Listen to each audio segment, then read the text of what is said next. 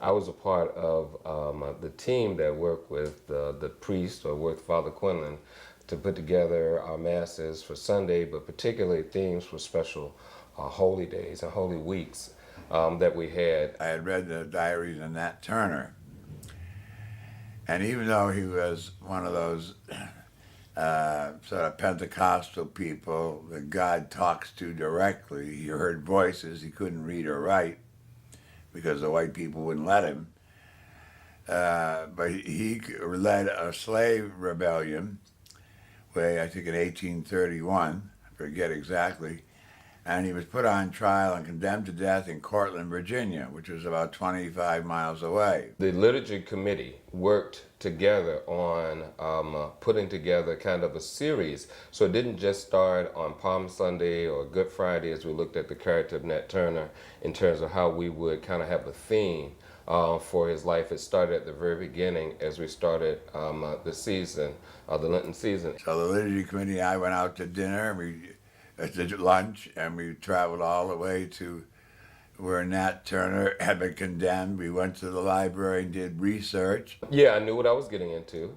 I helped to develop some of the script or story that we went along with that. But in essence, it paralleled the life of Jesus Christ to the life of Nat Turner. And we found out, descending from his Pentecostal private interpretation of the Bible and hearing voices, he was a man convinced that the only way black people would ever get their freedom, this is long before Lincoln and the war between the states, the Civil War, and the only way to do it was by killing.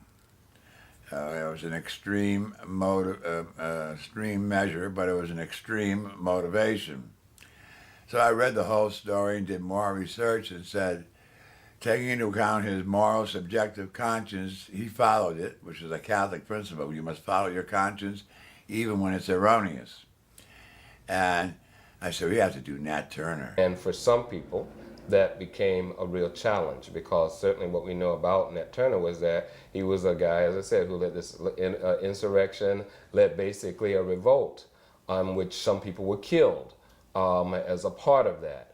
And Jesus' teachings are and have been around nonviolence, not hurting other people, certainly not killing others. So the committee wasn't too receptive at first, but then after the visit to Cortland, and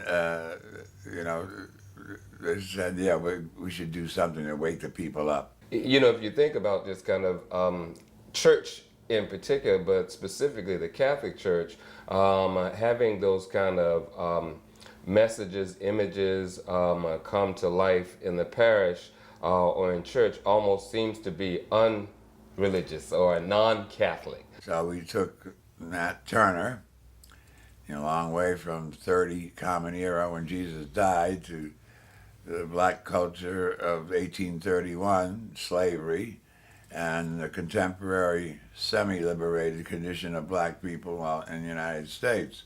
But if you look at also the message of justice and injustice as it relates to Jesus Christ and Nat Turner, I think that's where the parallel was even closer, that Nat Turner was the man that really believed that people should not be treated unfairly and had a firm belief and albeit kind of a calling that he felt that he had to do something to help people from their persecution that they were being subjected to, similar to what Jesus Christ had done to make sure that people who were treated unjustly, who were disenfranchised, who were not accepted, were really in some fashion accepted, that those people were loved, those people were cared for, and that perhaps people who were treating them unfairly were aware of that. We kept looking for a place to go so we could end up in front of the courthouse in Cortland and be on a real historical spot. And I finally got a Baptist preacher way out in Cortland to agree to let us use the backyard of his church. He had a big backyard there. Cortland was the place where we actually reenacted the sentencing and persecution or hanging of Nat Turner for leading the revolt. And so we built Nat Turner's house cabin in the church, and each week we talked about liberation and how Jesus really liberated us to make us totally human and made totally different, to rise above ourselves, serve the community.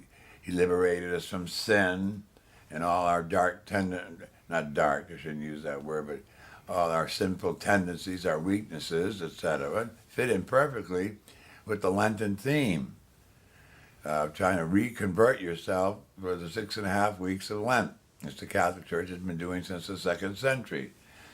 So we built the cabin in the front and read different parts of Nat Turner's life. There's not a lot to draw from, but the best we could, and paralleled it with the Jesus, what he during Lent, what was the Lenten readings. I played the character. I portrayed the character of Nat Turner, who certainly led this insurrection of slaves. And for me, playing that role, it was very emotional. It was very spiritual for me on many different levels. One, as an African American man, relating to the plight of African American people during slavery and in contemporary times, and how my life is and has been affected by that. On Saturday night before Passion Sunday, when we're going to go out and have Nat Turner condemned to death on the same liturgical day as Jesus was condemned to death, the Baptist preacher called me up about 11:30. He was very nervous, and he said, you can't come out. 9 o'clock Mass the next morning, the church was packed, and that was the gospel choir Mass, which is not unusual, but I could see a lot of extra people. And then at 11 o'clock, we were supposed to get on the buses and go to Cortland. It was Palm Sunday. It was a very moving experience. We loaded up on buses, brought the entire congregation from Norfolk to Southampton. I got furious because I had to send 2 buses back, not knowing that the black people knew how many rednecks were still in Cortland, and they were a little bit timid about it. It was 6 buses. On the way, nobody believes this story, but it's the absolute truth, to Cortland, me leading 6 busloads of black people, not really knowing where we're going, although I didn't tell them that. And I kept saying to myself, now where are we going to go? I had remembered there was a black community center about a mile down from that church that I'd found in Cortland. So we went there. We got there. We found the place, a big field, set up a table and chairs, which we had brought for Mass. TQ also played a role, and he was the judge, all donned in, white wig and robe, and there I was in chains and shackles, literally, beaten and bruised, and being sentenced to death. Just as we started Mass, a cop comes and stops nearby, right opposite where I was starting Mass. We're starting the procession, rather, around the field. And he sat there all during the Mass and watched us. So I didn't think too much of it, but the people were getting more nervous, but they didn't say anything to me.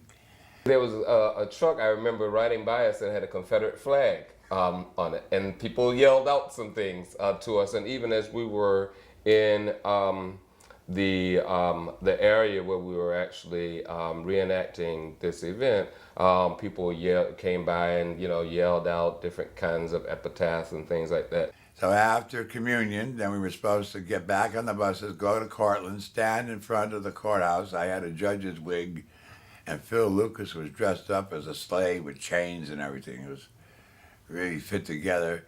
And he came out and stood in front of me, and I condemned him to death. Thinking about it being Palm Sunday and what happened to Jesus Christ, pretty much the same kind of thing where Pilate, in essence, condemned him to death as well, and kind of how he had to walk that road, and Nat Turner walked a similar kind of road, I believe, just in terms of understanding what the ultimate fate would be, and that will be death or sacrifice. And then we were going to sing the Black National Anthem, lift every voice and sing. We sang 2 verses, and before I could get my wig off, everybody was back on the bus. They were still intimidated, and they were right, because during the condemnation ceremony and the singing in front of the Cortland House, trucks were coming by, and jeeps and pickup trucks, a symbol of southern, the South, the redneck part of the South, and yelling taunts at us. But we just kept going on with the liturgy. But that was one of the surprises of my life. When I turned around to take my wig off, everybody was black. I never saw a group of people move so fast get back on the bus. So it was a wonderful celebration. People talked about it years later, and it brought a reality.